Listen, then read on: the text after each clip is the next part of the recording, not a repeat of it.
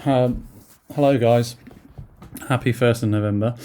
Unfortunately I'm not well, so I'm not in school today. But what I thought I'd do is just give you just some extra bits to work on in this afternoon's lesson. So I know Miss Akhtar has taught you this morning in the lecture theatre, looking at smart materials composites and stuff. So apologies you can't do practical today, but I'm afraid that's just the way it is when I'm off. But hopefully I should be back for your next lesson. So if we look at the screen here, we have so far created these guys here, and some of you will now have assembled them together as well. For this bottom bit, we now need to create this top part, and we're just going to use exactly the same process as we did before. So these here are the parts you need to make. A few subtle differences, okay? So if I just click on this here, just to show you, the sizes are going to be different. In fact, I forget that.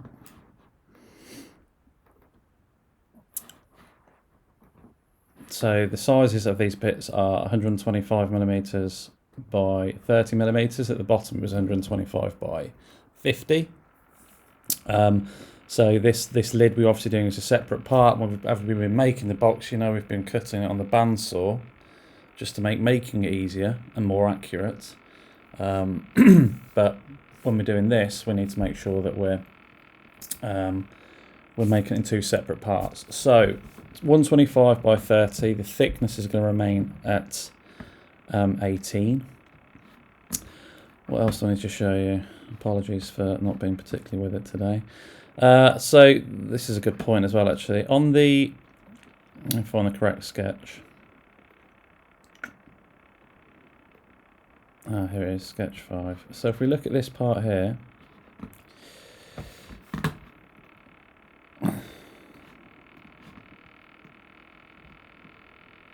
here we go. What we need to be aware of here is that when we're putting the holes in, we're getting the correct distances. So I just can't find the sketch. There it is. Right, apologies.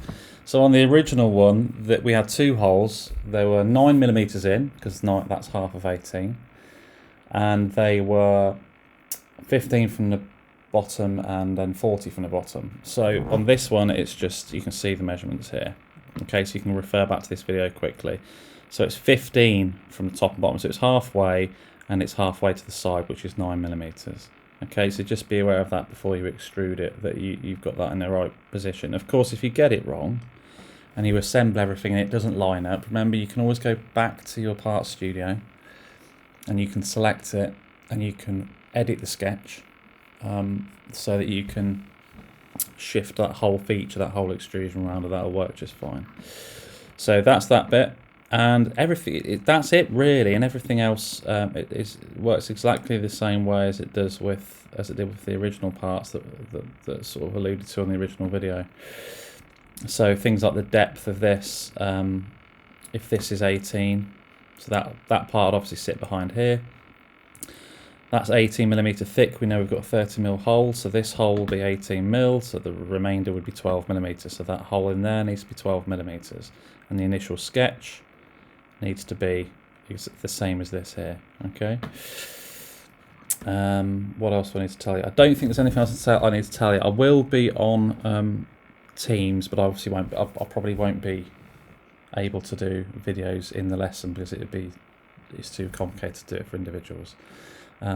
So yes, that's all I need to tell you, I think, for now. If you get past this bit, I think it's unlikely, but then you can always go on to assembling the whole product together. So that's this bit here. So if we look at a translucent view, that's everything together with the dowels in place and all sorts. Okay, so that's kind of like that's in video 2 how to do that. So that's the last part. And then the thing we'll move on to after that will be exploded. Exploded drawings are quite good fun. This is something you can have I'm not going to do a proper video on it now, but if you wanted to have a play with it, you could make yourself a new assembly. So just go down here, create yourself a new assembly, put some random parts in. You don't have to put a whole, I haven't put the whole thing in here. But what you can do, it's quite interesting, is you can use this tab here on the right. It's called Exploded Views. So if you click on that, you can see here I've already done a couple previously, but I'm just going to show you how to do it. If you put Add Exploded View, you can then click this again to get rid of it so we can see what we're doing.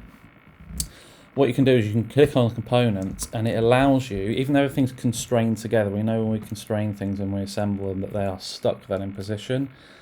That remains the case here, but what an exploded view allows you to do is just look at it as if it's been pulled apart. And that's, if you think about when you buy a piece of furniture from IKEA or something, those are very much the kind of instructions you get. They're exploded views. This is how they do that. So I can move this around. So if you see here, I've got my X, Y, and Z axes. If I click and drag that one, I can put in, so it's minus 32.5 something something something. If I put in minus 50 because I'm moving it that way, press the tick, it'll move it out. Okay, now if I wanted to do the same thing to this one, I would just click on it, but I don't. I want to click away so that nothing's selected. And then what I can do is, let's have a look. I could take these and drag them this way. I think, what does that look like? Or I could do it halfway between.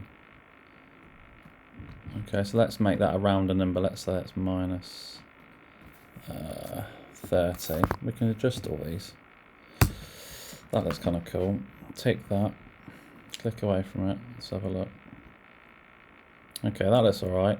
So you can see what the program's done as well, is it's shown a directional line here about the path on which that component would move across if we were to assemble it. Do the same thing here. That was minus 30, wasn't that? Minus 30. Don't worry if you get this wrong. This is just a bit of play around this, but this will massively improve the quality of your design work, particularly in year 11. So I'm just going to move this another 20. So another minus 20. That's a further minus 20, which would be minus 70 from its original position. Take that. Now I'm just going to turn it around. That looks pretty cool. Okay, so when we see that on a larger scale, so I did one previously on here. If I click on that, that's what I did with that one, and I moved everything apart by 50 millimeters. Now, this is really useful because as an engine, you know, if I was to show you that original drawing, you think, well, how does it go together? Exploded diagram explains everything. Okay, so they're really, really useful. And then another time we'll talk about these. We'll talk about drawings. That's gone wrong. I've no idea why. That's for another day. But so finish this box as accurately as you can, and then have a little bit of an experiment with the exploded views, which is here on the right. And just the best thing about exploded views is you can't mess up the original drawing. If I just press done, it goes back to the original box. And if I want to look at the exploded view again, I go back into that. Or I can just add exploded view and do a completely different one. So they're separate versions and they're not going to mess up the original. So have a bit of fun with that. Really good skill to learn. Really good way as well to get you to think about your products more three-dimensionally and more sympathetically from an engineering point of view as well. So again, apologies for me not being there, but hopefully you can use your time effectively. Until I see you later in the week. So good luck with that, folks. Thank you very much. Work hard. Be good. I'll see you soon.